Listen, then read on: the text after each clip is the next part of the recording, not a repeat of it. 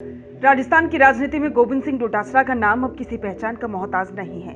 साधारण परिवार से निकलकर पहले पंचायत समिति सदस्य, फिर प्रधान, विधायक, शिक्षा राज्य मंत्री और फिर कांग्रेस पार्टी के प्रदेश अध्यक्ष बनने तक का सफर उन्होंने जिस तेजी और मजबूती से किया, वो बहुत कम नेताओं को नसीब होता है। 2020 में जब पार्टी संकट में थी, उस समय कांग्रेस आलाकमान ने डोटासरा पर विश्वास जताते हुए उन्हें प्रदेश कांग्रेस का अध्यक्ष बना दिया। उस वक्त सचिन पायलट खेमा बगावत कर चुका था और अशोक गहलोत सरकार गिरने की कगार पर थी। ऐसे नाजुक समय में पार्टी को न सिर्फ नेतृत्व की जरूरत थी, बल्कि संगठन को फिर से खड़ा करने की चुनौती भी थी। डोटासरा ने दोनों कामों को एक साथ संभालते हुए पार्टी को उबारने की कोशिश की।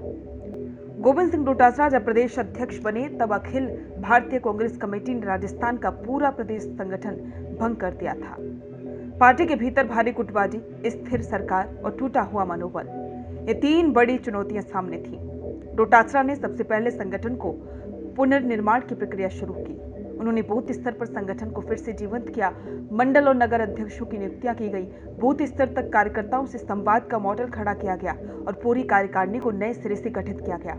ये प्रयोग न केवल पार्टी को नए सिरे से संगठित करने में सहायक बने, बल्कि भाजपा की मजबूत जमीनी रणनीति के सामने कांग्रेस को टक्कर देने लायक भी बनाया गया। गोविंद सिंह डोटासरा को लेकर सबसे खास बात ये रही कि वे हमेशा जोशीले और संवाद धर्मी नेता रहे हैं। कभी गमछा डांस तो कभी तेजल सुपर डुपर जैसे वीडियो सोशल मीडिया पर वायरल हुए, लेकिन ये उनकी रणनीतिक छवि को हल्का नहीं करता, बल्कि ये दिखाता है कि वे जनता और कार्यकर्ताओं से जुड़ने का कोई मौका नहीं छोड़ते। वे जहां भी जाते हैं, वहां पार्टी कार्यकर्ताओं में एक नई ऊर्जा भरने की कोशिश करते हैं। डोटासरा के अध्यक्ष कार्यकाल में कांग्रेस ने भारत जोड़ो यात्रा और संविधान बचाओ रैली जैसे अभियानों का राजस्थान में सफल संचालन किया। राहुल गांधी की यात्रा के दौरान डोटासरा ने पूरे कार्यकाल को न सिर्फ व्यवस्थित किया, बल्कि इसे प्रदेश के कोने कोने तक पहुंचाया। इसके जरिए कांग्रेस की विचारधारा को गांव तक पहुंचाने में बड़ी मदद मिली। जयपुर में कांग्रेस का आधुनिक वॉर रूम बनना और नया प्रदेश कांग्रेस कार्यालय तैयार करना भी डोटासरा की दूरदर्शी सोच को दर्शाता है। संगठन को डिजिटल और लॉजिस्टिक स्तर पर मजबूत करने में उनका एक कदम निर्णायक रहा।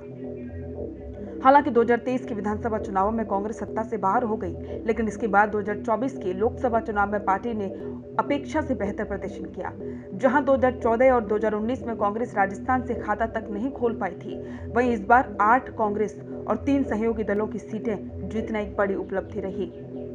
राजस्थान में भाजपा का मिशन 25 फेल करना डोटासरा की रणनीति और संगठनात्मक मेहनत का ही परिणाम माना गया। इससे आलाकमान का भरोसा उन पर और भी मजबूत हुआ। हालांकि इस बीच कांग्रेस को झुन्नू, देवली-उनियारा, सुलुम्बर, चौरासी, रामगढ़ और खिवसर जैसे 7 उपचुनावों में से 6 में हार का सामना करना पड़ा। केवल दौसा सीट कांग्रेस के हिस्से में आई। इन हारों ने पार्टी के रणनीतिक स्तर पर कई सवाल खड़े कर दिए हैं और डोटासरा की अग्नि परीक्षा की शुरुआत मानी जा रही है। डोटासरा की अगली रणनीति पूरी तरह से पंचायत राज निकाय चुनावों पर केंद्रित है।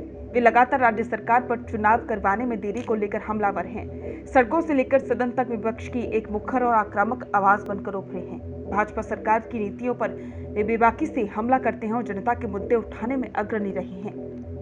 राजस्थान कांग्रेस की राजनीति में लंबे समय से 2 खेमों की चर्चा रही है, एक ओर सचिन पायलट और दूसरी ओर अशोक गहलोत। डोटासरा ने इन दोनों खेमों के बीच खुद को संतुलित रखने की कोशिश की। उनका प्रयास रहा कि संगठन इन अंतर्विरोधी से ऊपर उठकर पार्टी के विस्तार पर ध्यान दे।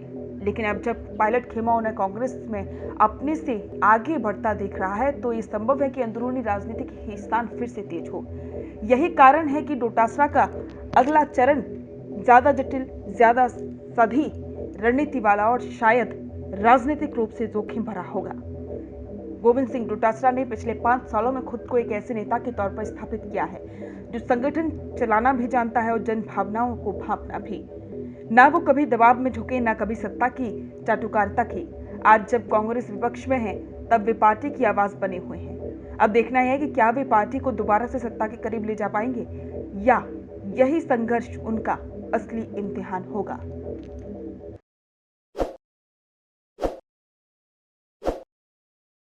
ताज़ा खबरों के लिए विजिट करें द फैक्ट इंडिया की वेबसाइट और डाउनलोड करें द फैक्ट इंडिया ऐप।